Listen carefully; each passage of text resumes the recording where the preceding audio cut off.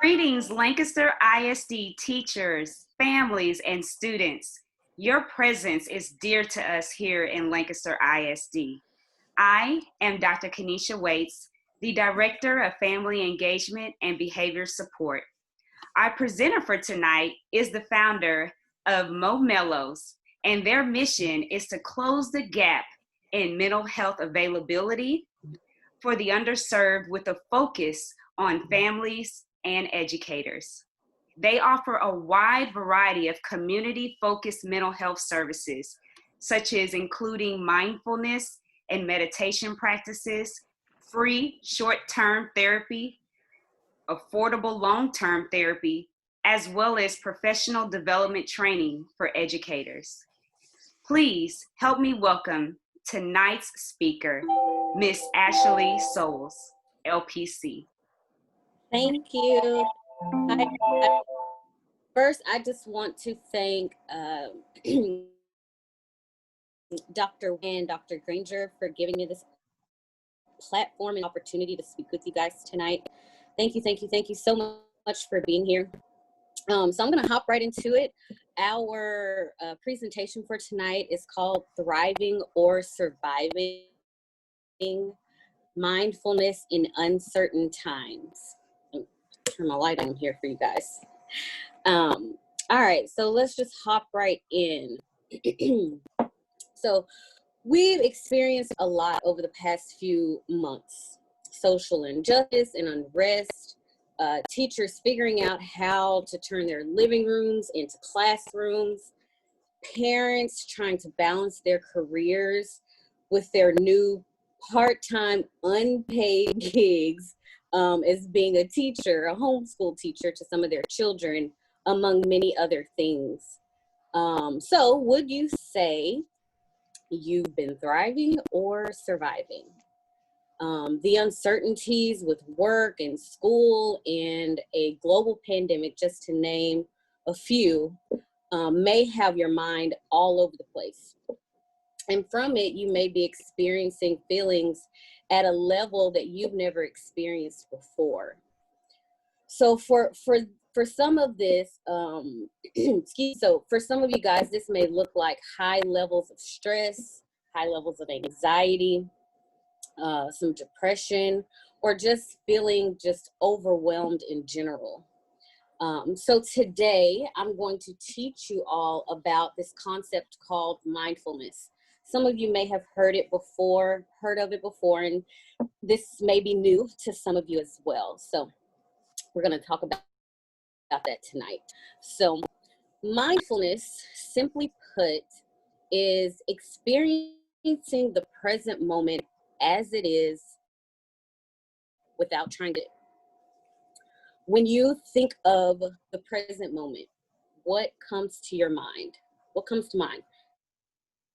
This moment right here, right now, what comes to mind for you? I'll give you guys a couple of seconds. I promise it's not a trick question. So, were you focused on the present moment? Meaning your mind didn't leave our little virtual room that we have here? Or did your mind kind of drift off? Did it wander off into other things like a meeting that you may have tomorrow, the summer vacation that you didn't get to take over the summer? It's okay if you were fully present and you were here. And it's also okay if your mind kind of wandered off, okay? So before we go any further, I want to invite you all to the present moment by taking some deep breaths, okay? So we're gonna all do this together. So on the count of 3, I want everyone to take a deep breath in through your nose, okay? And exhale very slowly through your mouth, okay? So 1, 2, 3. Take that big inhale in through your nose and let it go. Just take this moment to connect to your breath. Breathe in through your nose and breathe out slowly through your mouth. One more time, for any lingering thoughts you might have, just connect to that breath in this moment. Breathe in through your nose and release it through your mouth. Good. Okay, I just hope that got the day off you, your work day perhaps. Okay, so welcome. You are in this present moment. You're in the here, you're in the now, okay? You can think of mindfulness as being paying attention on purpose, paying attention to the moment on purpose, okay? So tonight, we are going to dive into some of the mindfulness core principles, and I'm gonna teach you what it's all about, as well as some techniques that you can start implementing tonight, right? So the first principle, and I'll just list them out for you guys here, is awareness. The next one is acceptance, then change, intention, non-judgment, and compassion, okay? So we're gonna start out here with awareness. So we can't practice mindfulness without awareness. Awareness is the knowledge of your current situation or your current experience internally as well as externally. So you know what's going on inside of you and outside of you. Okay. So for example, let's just say you woke up this morning after 30 minutes after your alarm clock went off. And perhaps because you're kids, you are a human alarm clock, they're still asleep too. So everybody's waking up late, okay? So now you're in a panic, you're trying to get everything together, get people awake, get breakfast on the table, get yourself ready, right? And so now we're in this big frenzy, right?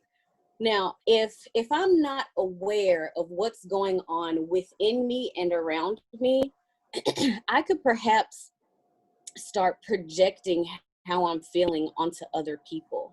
And I can carry this with me throughout my day, throughout my entire day. So the most important thing about mindfulness is remembering that our days are comprised of moments, right? We have happy moments, we have sad moments, we have frustrating moments, we have joyful moments, peaceful moments, right? And all of those moments make up our day.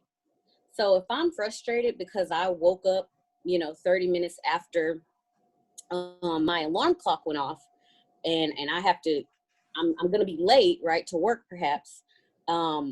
Yes, this is a frustrating moment, but I don't have to carry that with me into the following moments. Let's say perhaps now that I'm all dressed and I'm ready for work, the kids are doing their virtual learning, I'm good, right? Now, in order for you to realize, what's going on inside of you, you have to have that awareness. You have to know, yes, I'm frustrated right now. And the only way you can do that is just having that internal as well as external awareness, okay? So I'm going to move on to acceptance and change. So when I think of acceptance and change, the Serenity Prayer comes to mind. Grant me the serenity I can't change, the courage to things that I can, and the wisdom to know the difference. Simply put, this means I need to acknowledge what I can't change and stop trying to change it and accept it, and then move on to the things that I can change and put my focus there. And I need to be able to differentiate between the two. Okay. Acceptance and change are opposite in many ways. But the one thing they have in common is that it is very, very hard to accept things, and it's very, very hard to adapt to change. So think about the last time you needed to accept something. Real easy, I can give you a hint. The pandemic, right? Think about something that was hard for you, a change that occurred that was hard for you to adapt to. Same answer. Perhaps the pandemic, right? Virtual learning, working from home, right? Wearing masks, right? Things very hard to accept. Things, those things kind of happened overnight in a sense, right? And it was a big change for all of us. So when we think about acceptance and we think about change, we have to learn how. It's three we want to focus on. Okay. So the first thing we want to do is acknowledge. Okay. I need to acknowledge that, and I'm going to take the pandemic as an example. I need to acknowledge my full experience of this pandemic. For me, it sucks. I don't like it. Right? It's very restrictive. Can't do much. Summer gone, wasted, completely stuck in the house. Couldn't go anywhere. Right? Didn't like it. So we want to acknowledge experience as a whole, externally and internally. Okay. The next thing we want to do is assess. Okay. We want to assess the things that we can control, and we want to assess the things that we cannot control. So you want to break those two things apart. They are very different. They are opposite. Things I can control, things I can't control, right? We're going to acknowledge all things, right? But I want to shift my focus, okay? Shift my focus over to the things that I can control, okay? Change and control, right? Either one. Once I shift my focus to what I can control, you're gonna notice your whole mood shift, right? When I am trying to control something that's not in my control in any way, shape, or form, I'm dedicating time and energy to something that's not going to change, or it's not going to go my way, right? That same time and energy you can use when you shift, right, to the things that you can control, okay? We cannot control this pandemic at all, but we can control how we experience this pandemic, right? I can control where I go when I go outside. I can control what kind of mask I put on. If we want to bling it out, we can bling it out. That's something you can control, right? If you want one of those reversible masks where it's one color on one side and another color on the other side, do that, right? That is something that is in your control. We can't control the mask mandate, but we can absolutely control what our mask looks like, right? So that's assess, right? Assess the things that I can control, the ones that I can't, the things that I can't control, acknowledge them all, but I'm going to put my focus on what I can control, okay?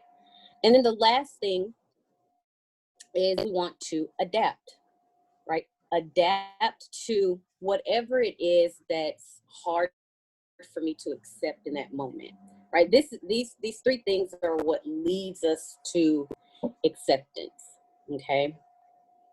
So we want to adapt, right? So once you acknowledge it, once you assess it, it's going to be much easier for you to adapt to it.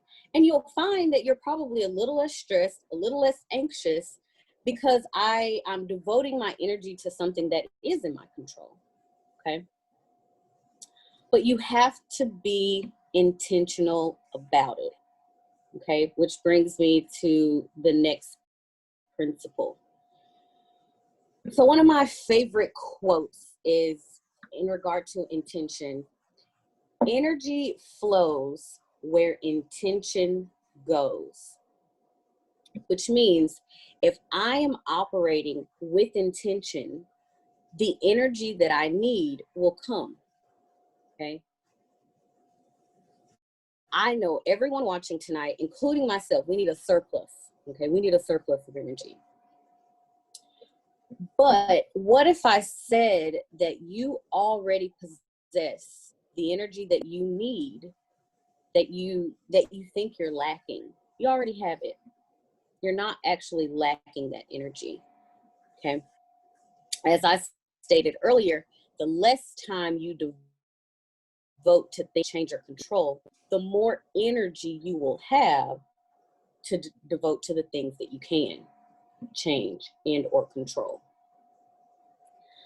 So when we set intentions, right? So if you were to set an intention tonight in this very moment, what would your intention be? Okay, what would your intention be? I'll give you a minute to kind of think about that. If you could set an intention for yourself right now, what would it be? Feel free to write it down or type it out.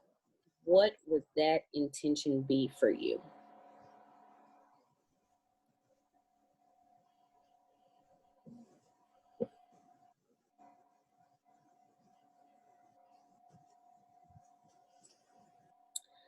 Okay, so I'll share my intention with you guys tonight. So my intention for tonight was to simply be present during this presentation. Okay, that was my intention for tonight. One of the ways that you can use intentions or setting intentions, you can use it as a tool to ground yourself. So when you find that your mind is kind of wandering off, right? Let's say you're in a meeting or you're on a conference call, and you can hear, right? You can hear what's going on, but you're not really listening. Your mind is kind of wandering off. You don't really know what's going on, right? If you set an intention at the beginning of that meeting and say, intention for this meeting is to be present, pay attention completely and totally. That's my intention, right? When you find that your mind is wandering off, you can use that intention to bring yourself back into the present moment. So when your mind starts to wander off about, to the grocery list, or perhaps it's really your mind didn't wander off to anything specific. Maybe you're just in la la land somewhere. And our minds do that, right? That's a very natural, normal thing, okay? Our brains are thought generating machines. That's what our brains are supposed to do. But as long as you have that awareness, you can use that intention to bring yourself back into the moment. And it's okay if your mind kind of wanders off. You don't have to judge yourself for it. But as soon as you're aware that your mind has wandered off, now you're being mindful again. Okay. So setting intentions, writing your intentions out at the beginning of the day is very helpful. And you want to make sure you create intention when you're creating those intentions. It's okay if you're a list writer, right? And you write down everything you want to do on your list today. And maybe your intention is, I'm going to complete everything, all 10 items on this list. Let's say you finish 9 of those items on that list, right? Yes, my intention was to do all 10, but we want to acknowledge, right, that we did 9 out of the 10, and we don't want to judge ourselves, okay? We want to make sure we are looking at the whole picture and not just that one piece, that one item on my list that I didn't do, right? We want to recognize that, okay, I did 9 out of 10. That was a success for today, for me, okay? So that's another way you can use intentions. Alrighty. So the next one is non-judgment. And like I said earlier, our brains are little thinking machines, okay? When I first read this number, when I was doing some research, and I was doing research about the brain, and I read somewhere that, in one of my books, it said our brains generate a minimum of about 50 to 60,000 thoughts. And when I read that, I was like, no, we don't have that many thoughts a day. And so I kind of did it on myself. I sat down for a minute, right? And I counted the thoughts that I had, and I did the math, and it was about 55,000. And I was like, oh my gosh, this is crazy. So can you imagine attaching yourself to every single last one of those thoughts every day? We'd all be insane. Okay. So one of the things that I want you to remember is that it is your brain's job to generate thoughts. That's just something that it does. And that is okay. Okay. Now, a lot of those thoughts are judgment thoughts. Okay. There is not a moment that goes by that our brain doesn't categorize something automatically. Okay. Usually, our judgments can be broken down into 3 different categories. So, good, bad, indifferent. Okay. Typically, we hold on to the good, we avoid the bad, and we ignore the indifferent. This is human nature. Okay, human nature. And it's usually so automatic that you don't even know that it's happening. You don't even know that it's going on. Now, unfortunately, right, this can get very dangerous when we leave our thoughts in auto, okay, in this kind of automatic state. So this is where we have to bring in that awareness, that intention, okay? Yes, I'm having some judgmental thoughts, but once you know that you're having a judgmental thought, you're aware. You are aware. And you can do something about it right then and there, especially if you realize that this judgment is affecting your mood and or your behavior. Okay. So remember, you're not going to catch every single judgment. You're not going to catch every single thought that your brain creates. You just want to be aware enough to catch the ones that you know are affecting you. How often do you notice when you're judging one of your kids? Right? And how does that judgment affect your mood? Just kind of think about it for a second. Right? And maybe this is not even a judgment that you don't say it out loud, but you're thinking it. Right? How does that affect your mood? If I pull us back a little bit, think about something that you don't like that's perhaps a food, a dish that you don't like, right? And you say, oh my goodness, this is disgusting. That's a judgment. How do you feel when you say, oh my goodness, this is disgusting, opposed to, I don't really like this? Do you have a different feeling? Is it the same? Typically, when we judge, that is reinforcing how we, reinforcing and intensifying how we already feel, right? If I don't like something, maybe I'm a little frustrated. But as soon as I make that judgment, and again, this doesn't necessarily have to be out loud.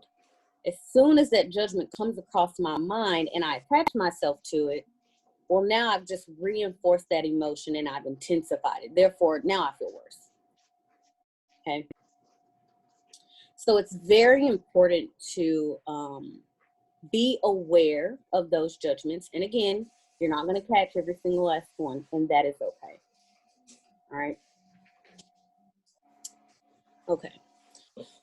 The last principle that I want to talk to you about is compassion. Compassion toward others, as well as compassion toward yourself, which is, to me, the most important. Compassion toward yourself. So when was the last time you extended grace toward yourself? When was the last time you engaged in some self-care?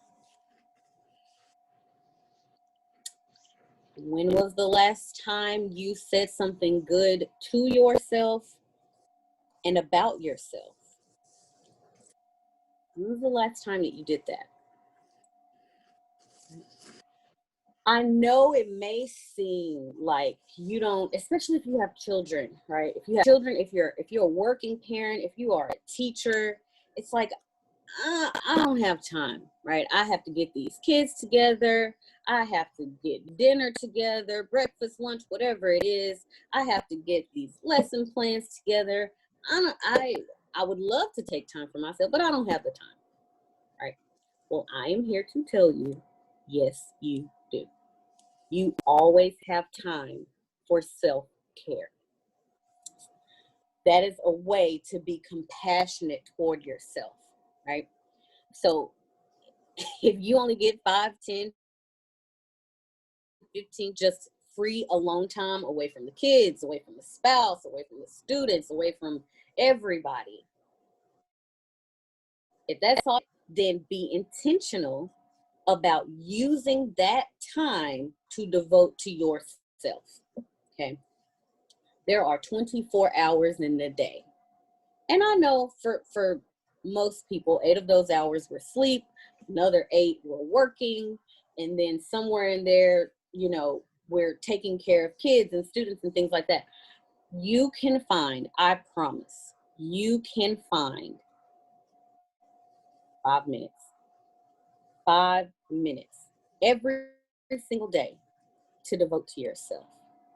Now, self-care does not have to turn into something expensive, right? It doesn't have to cost money. So self-care can be taking a bubble bath, taking a hot shower, walking to the mailbox alone, or whatever it is. I know for the ladies, we like to get mani-pedis. Yes, that's a form of self-care. We like to get our hair done, right? Or maybe we do our own hair. Maybe we, we have a little foot massager at home and we do that. Whatever it is, watching TV can be a form of self-care if that is your intention, right? So when you turn the TV on and you say, okay, my intention right now is to provide with some care, okay?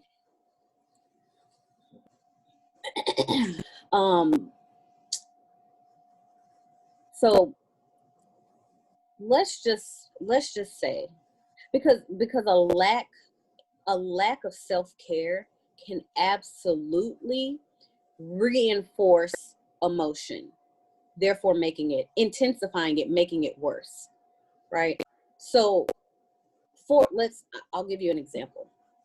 Let's just say, you have not been taking care of yourself, right? You haven't been dedicating some time to yourself, right? And let's say you've been giving and giving and giving. And I know teachers, parents, you are constantly giving of yourself.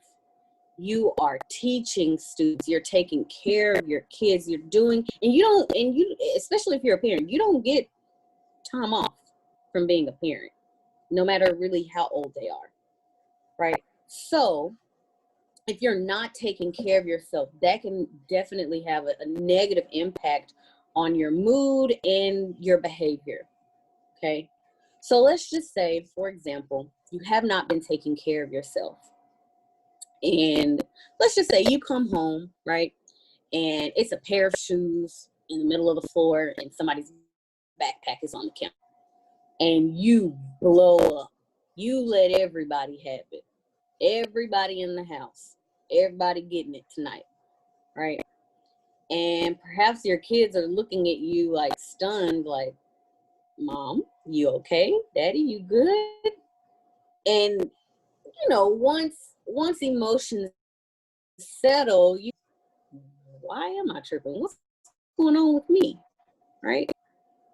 Well, you haven't been taking care of yourself.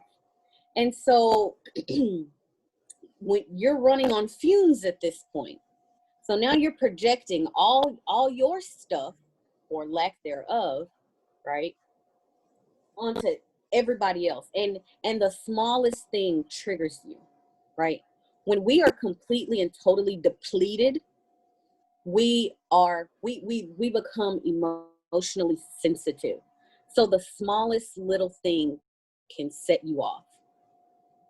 So self-care, I say all of that to say, self-care is very, very important for you and for your kids, right? They need their self-care time too, okay? The same projection you can do, they can do too. Sometimes we wonder, like, what is up with my kid today? And I'm not saying, you know, a lack of self-care is the only reason, right? But it is a major component, okay? So what I would like to do is a little compassion exercise for everyone here. So I'm going to invite everyone just to take a couple of deep breaths, just in through your nose, out through your mouth. Okay. And I want you to place your hand over your heart. Okay. Place your hand over your heart. You can do one hand, you can do both hands. It's up to you. You are more than welcome to close your eyes. You don't have to. But if you don't close your eyes, just find a focal point in the room. All right. And I want you to repeat silently to yourself these compassion statements. Are you ready? Here we go. May I be safe. May I be peaceful.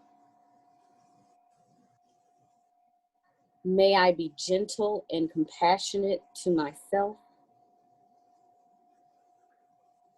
May I allow myself to be as I am in this moment. And just take some deep breaths.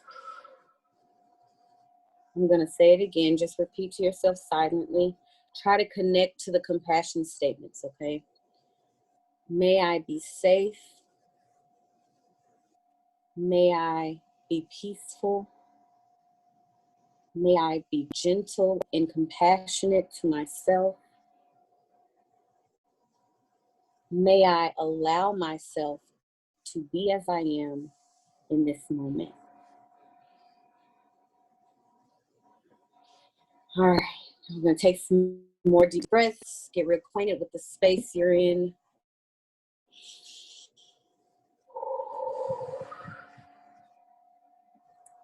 Good. All right.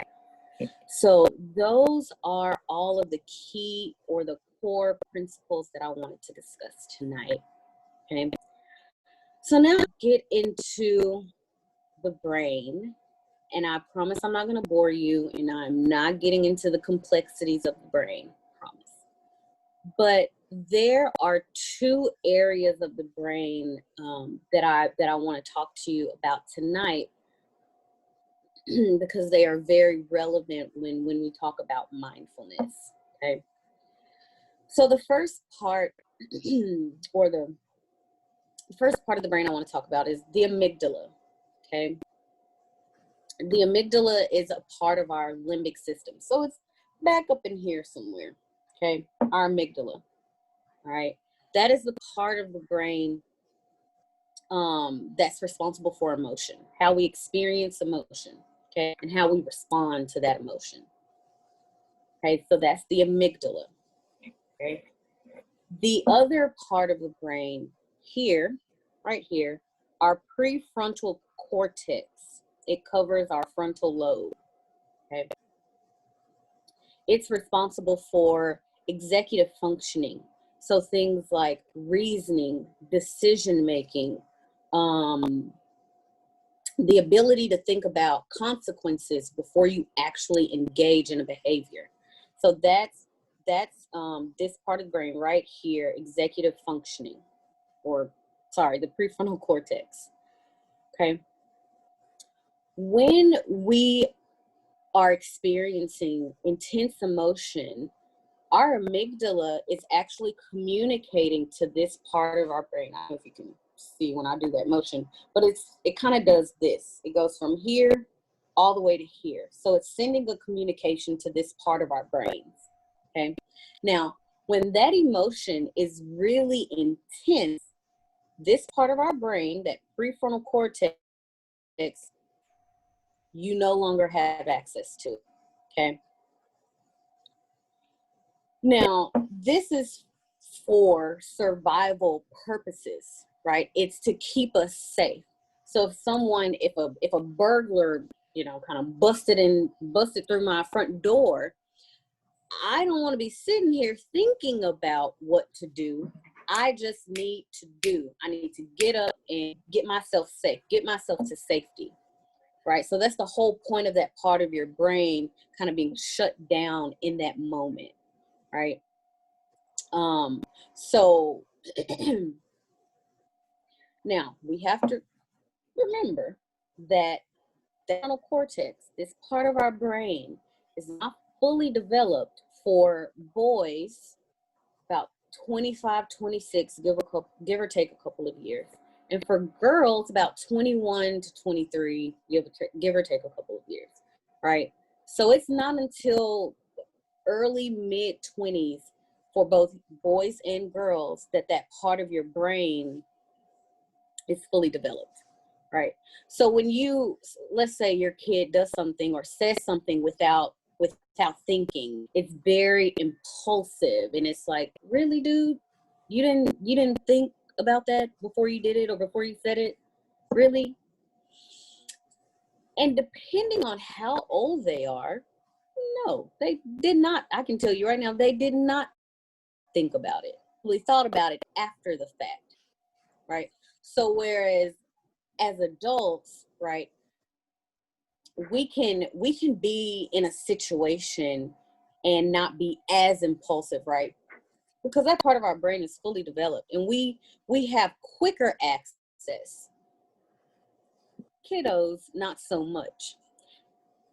Now, that does not mean they are not capable of thinking before acting or thinking before saying something. They are absolutely capable, especially, if you are reinforcing that at home as a parent, and teachers are reinforcing that in school.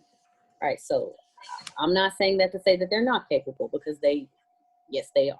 They are capable, okay? So another example I want to give when it comes to the amygdala and the prefrontal cortex and how they communicate, let's just say, for example, you're really, really anxious, right? Extreme anxiety or extreme fear or extreme anger or whatever the case may be. When those emotions are activated and they're very intense, remember I said you don't have access to that part of your brain.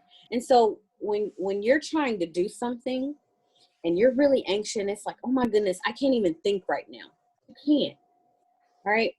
And so the best way, well, one of the ways to gain access, right, to this part of our brains again, is we can use mindfulness techniques, right? And I want to give you guys one more example, because I think we all kind of experienced this at the beginning of the pandemic. So We found out about the pandemic. It kind of felt like the world was ending. And everybody went and bought tissue, right? Now, of course, when we're not in a panic, it's just a regular old day. We go to the store, we get our Cottonelle or our Charmin or whatever brand you get, and it's just one pack, maybe two, right? Depending on what your household looks like, right? But I'm pretty sure on a regular day, you do not go into the grocery store and buy 300 rolls of tissue paper. That's just not something that we do on a regular basis, right? But at the beginning of the pandemic, we were in a panic. We were in a frenzy. We were anxious. We were afraid. We did not know what was going on, right? So when people went into the stores and they got cases and cases and cases of tissue and sanitizer and wipes and all of these things, thinking, we were reacting. We were reacting to what was going on around us. And I'm not saying that that's a bad thing, right? But I want to give you guys some insight on what was going on with really all of us. We were all in a panic, right? And so the access that we needed to say, you don't need 300 rolls of tissue. We didn't have access to that part of our brains, right? And I'm sure the person who brought 30 cases of tissue is sitting at home right now, right? Now that everything is kind of calm, right? And we're not at that heightened state anymore. I'm sure they're looking back like, what was I thinking? Right? They were not thinking, okay? And again, it's nothing necessarily wrong with that. Like I said, I just wanted to give you some insight on how we as human beings sometimes react without thinking through things rationally. Now, sometimes it's a choice. Sometimes it's like, sometimes people choose to not think before they do. But sometimes when we're in this like heightened state of whatever emotion, you don't have access to the part of your brain to really rationalize whatever it is that you're experiencing or about to do, okay? So the next time your son or daughter or student, does something and you kind of ask them, you didn't think that through, did you? They probably didn't, okay? So you want to extend them some grace, okay? When we extend grace, that does not mean they are no longer responsible for their actions. No, you still responsible. I'm still going ahead and give me that phone, right? They're still responsible, but we can still extend grace, okay? I hope that all made sense about the brain. Okay, so I want to move into our techniques, my favorite part. Now, there are a lot of mindfulness or mindful techniques, and for the sake of time, I'm only going to go over 3 tonight. But just remember, you can practice mindfulness in so many different ways. The thing I want to talk about is deep breathing, and it's the term some people may have heard of breathing or square breathing or 4-2-6 breathing. It's all the same, okay? The point of it is to deepen and slow down your breathing, okay? So if you are, again, you find your mind wandering, or you're feeling some really intense emotion and maybe you don't even know what it is you're feeling. And in that moment, you don't necessarily have to know. The first thing you want to do is just calm yourself down, right? It's not about figuring out what I'm feeling or why I'm feeling. I need to just calm, especially if it's really intense, right? I just need to calm down, okay? Bring myself back into this moment. And a way you can do that is I like to call it 4-2-6 breathing. And so we can practice. So what you're gonna do is breathe in for 4 seconds. So you're gonna inhale for 4 seconds.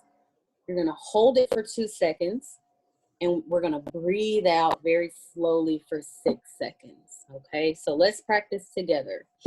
All right, so let's inhale for a count of 4. 1, 2, 3, 4. Hold it for 2. And breathe out for 6. 2, 3, 4, 5, 6. Nice. Okay, one more time. Let's breathe in. 1, 2, 3, 4. Hold it. Now let it go. 1, 2, 3, 4, 5, 6. Nice. Box breathing, 4-2-6 breathing, square breathing, you want to call it, can absolutely relieve stress. And this is one of those self-care things I was talking about, right? You can use box breathing as a form of self-care. So remember when I said, even if all you have is 5 minutes, well, I can take 60 seconds of those 5 minutes and do some box breathing. So 1 minute out of your whole 24 hours, you can practice some box breathing, okay? It's very, very simple, okay? All right, the next one is meditation, okay? Meditation is a means to connect and become aware of this total experience internally and externally, okay?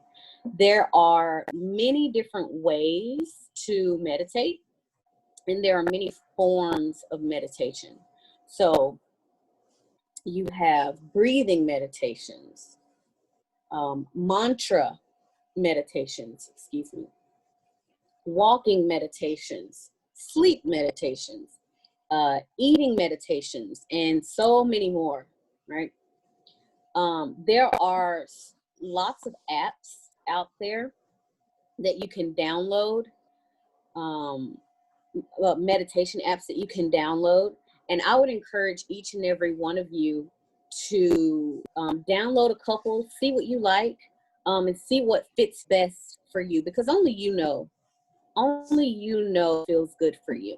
So I would encourage each of you to download a couple of those meditation apps and just see how you like it. And this is another form of self-care, okay? Now, the last one here is called, and this, some of you may be very familiar. It's called the 5-4-3-2-1 method. So we're just counting down from 5 to 1, okay?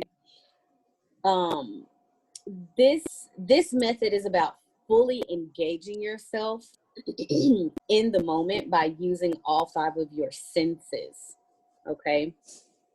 So I will demonstrate this for you. So for 5, right, I'm gonna look around the room and name 5 things. So I see a light, I see an iPad, I see a computer, I see a fan, I see a water bottle, okay?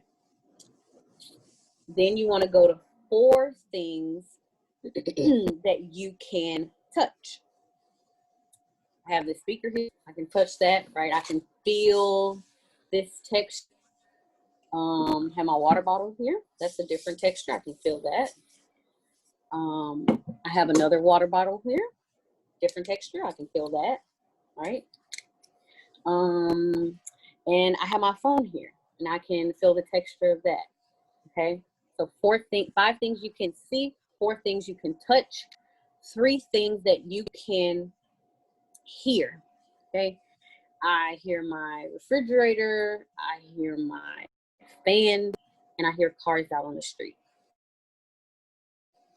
Okay? Then 2 things you can smell.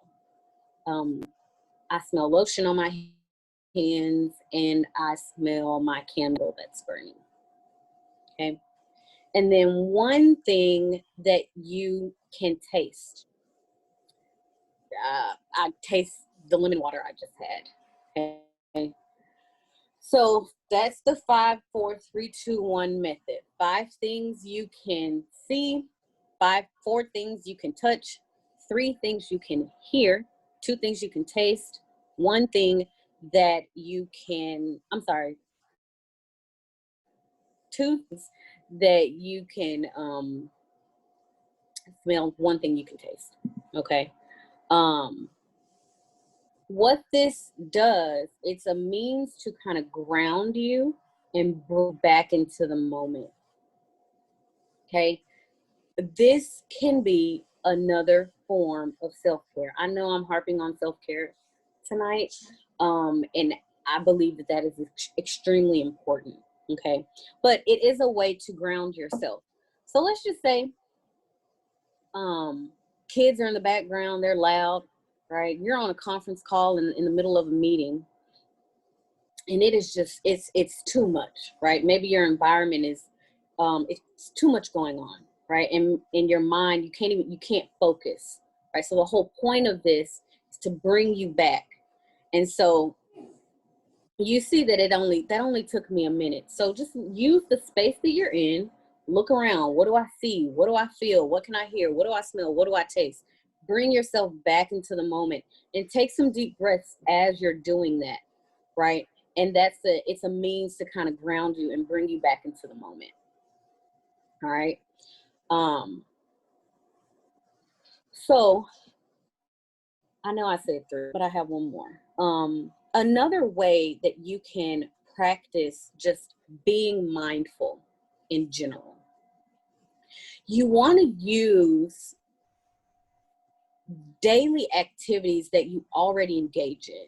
So like brushing your teeth, washing your face, cooking, cleaning, whatever, just minuscule tasks that you already do on a daily basis. Okay. This is where intention comes in. Right. I am going to, and this is, you can actually use the 5, 4, 3, 2, 1 method as well. This is my favorite method to use when I'm trying to get into the moment. Right. So how many of you, when you get up in the morning, you're brushing your teeth and your mind is racing about what you have to do, what emails you have to respond to, how you're about to get the kids dressed and they're still asleep. What am I cooking? Not even breakfast, but dinner tonight, right? Your mind is racing as you're sitting here brushing your teeth. We want to, the whole mindfulness is to slow your mind down. And so we can use daily activities like brushing our teeth. All right, I'm going to look around my bathroom right now and name 5 things that I see. Maybe I feel the toothbrush on my teeth. I taste the mint. I smell the mint. I hear the water. Whatever, whatever it is, you can to bring yourself into the moment, right? But you have to be intentional about it. And so our brains, our minds, they wander, and that's okay. But it's all about bringing yourself back into the moment. And you can use mindfulness and some of these mindful techniques to be able to do that. Okay. So that's it. That is a crash course on mindfulness. I hope each and every one of you got something out of today's lesson. And so I just want you to know, it's not about thriving all of the time. Okay. There will be times that you just survive. And I think we've all experienced that over the past 4 or 5 months. There will be moments where the kids are just like, I don't have time for you today. Boss is like, and your mind is just all over the place. You are going to have moments where it's like, I don't want to deal with any of this right now. Okay, you're a human being, and that is okay. But and so those moments, I just want you to survive, right? I want you to survive. But you have the option to thrive. You always have the option to thrive, no matter what is going on. You always have that option. You have the option to say, this is too much. I'm going to the bathroom. I'm locking the door, and I'm going to sit here and breathe.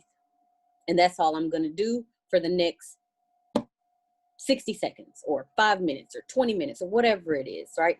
You always have that option. Okay, so some moments we're going to survive, and we're going to be okay. But some moments we can absolutely thrive through, 100%. Okay, just remember, use those core principles. Okay, use those core principles. Be be aware. Be a little bit more aware. Practice acceptance and change. Be intentional. And I'm not going to say don't judge, because that's just something that we do naturally. But when you find yourself judging, try taking it out of automatic and be a little bit more intentional about what you attach yourself to. And most importantly, compassion. Be compassionate toward yourself, toward others, right? Self-care, self-care, self-care. Okay. And use some of these techniques that I taught you today. And my hope is that you're a little bit less stressed, a little bit less anxious. Okay. Mental health in our community is so important. That's why I just want to again thank Dr. Waits and Dr. Granger for allowing me to do this. I hope this was helpful to you guys. So I will be doing this again next week for the students. Okay, and it's called This Isn't Normal. Right, so we'll do this again next Wednesday, September 30th, same time at 6 o'clock, for the students, and it's called This Isn't Normal. And so I'll be doing another presentation for the students. So I'm so grateful. I'm so appreciative. Thank you so much for allowing me to do this. And I'll say good night to everyone. We're at time. So have a good night. Thank you so much.